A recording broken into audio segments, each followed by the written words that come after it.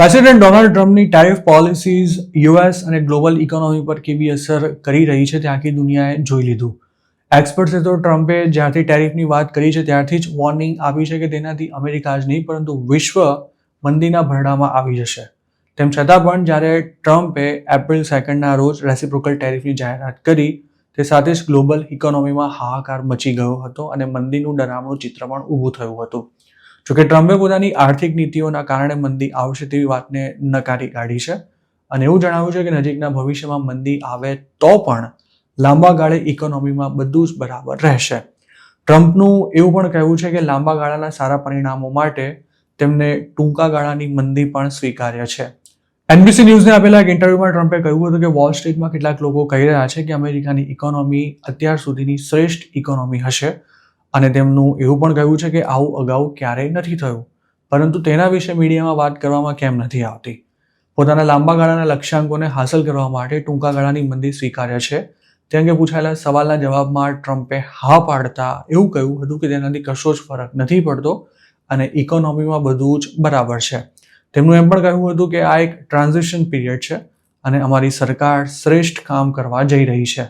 ટ્રમ્પની economic policies અને ખાસ કરીને ટેરિફ વોરને કારણે અમેરિકન ઇકોનોમીને મોટો ધક્કો પહોંચ્યો છે. વિશ્વની સૌથી મોટી ઇકોનોમી હાલ રિવર્સ ગિયરમાં છે કેમ કે ટ્રમ્પના સત્તા સંભાળ્યા બાદ 2025ના ફર્સ્ટ ક્વાર્ટરમાં યુએસનો જીડીપી ગ્રોથ માઇનસ રહ્યો હતો. ટેરિફના ડરથી અમેરિકાના બિઝનેસીસે મોટા પાયે માલ સામાન ઇમ્પોર્ટ કરી લીધો છે અને કસ્ટમર્સે પોતાના ખર્ચામાં કાપ મૂકી દીધો હોવાને કારણે ઇકોનોમીને મોટો ફટકો પડ્યો છે અને 2022 બાદનું આ સૌથી ખરાબ ક્વાર્ટર રહ્યું હતું. જોકે અર્થશાસ્ત્રીઓનું એવું કહેવું છે કે સેકન્ડ ક્વાર્ટરના પરિણામો તેનાથી પણ ખરાબ હોઈ શકે છે અને તેમણે મંદીની શક્યતા પણ વ્યક્ત કરી છે. એવું નથી કે ટ્રમ્પે પહેલીવાર મંદીની વાત કરી હોય. અમેરિકન પ્રેસિડેન્ટે અગાઉ પણ એવું કહ્યું હતું કે તેમની પોલિસીઝ ગ્લોબલ ઇકોનોમિક ઓર્ડરને રિસેટ કરી રહી છે અને તેથી આ ટ્રાન્ઝિશન પીરિયડ દરમિયાન અમેરિકનોને ઇકોનોમિક ડિસ્ટર્બન્સનો સામનો કરવો પડી શકે છે. ટ્રમ્પે ઇન્ડિયા સહિતના ઘણા દેશો પર રેસિપ્રોકલ ટેરિફ લગાવ્યો હતો પરંતુ ચાઇના સિવાયના અન્ય દેશો પરનો ટેરિફ તેમણે 90 દિવસ માટે મુલતવી રાખવાની જાહેરાત કરી હતી. અમેરિકાને ચીનના માલ સામાન વગર ચાલે તેમ નથી તેમ છતાં પણ ટ્રમ્પે ચાઇના પર ટેરિફ લગાવ્યો હતો તો સામે છેડે ચીને પણ વળતો ટેરિફ લગાવ્યો હતો જેના કારણે બંને દેશો વચ્ચે ટેરિફ વોર શરૂ થઈ ગયું હતું અને તેનાથી અકળાયેલા ટ્રમ્પે ચાઇના પરનો ટેરિફ વધારીને હાલ 145%ના દરે પહોંચાડી દીધો છે.